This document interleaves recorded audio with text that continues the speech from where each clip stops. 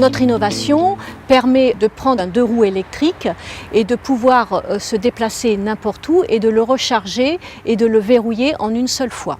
L'innovation est venue par notre approche du terrain, c'est-à-dire qu'au départ on vendait des vélos électriques en flotte et puis on s'est aperçu que les gens qui mettaient en place ces flottes de vélos électriques avaient des problèmes de charge, c'est-à-dire que les utilisateurs utilisaient le vélo, mais une fois qu'ils avaient utilisé le vélo, ne chargeaient plus les batteries.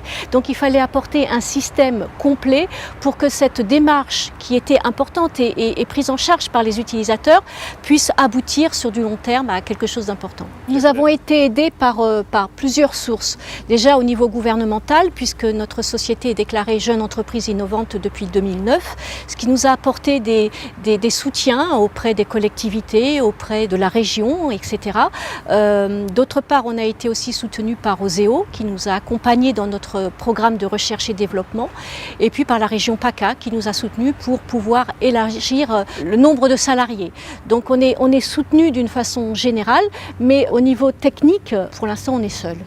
Les perspectives de développement sont assez nombreuses puisqu'aujourd'hui nous présentons la station qui est mixte, qui présente les vélos électriques et les scooters électriques, mais aussi des systèmes qui puissent mettre en valeur des vélos électriques et des vélos non électriques. Et puis dans un temps futur, on est en recherche technique avec un gros industriel pour pouvoir apporter une solution qui puisse offrir avec une seule carte RFID le choix d'un vélo électrique, d'un scooter électrique, d'un vélo normal ou d'une charge de voiture électrique. L'éco-innovation, c'est dans un but bien évidemment environnemental dans un premier temps, à essayer de sauver la planète, en tout cas ce qu'il en reste, et puis d'apporter notre contribution à trouver des solutions meilleures pour l'environnement.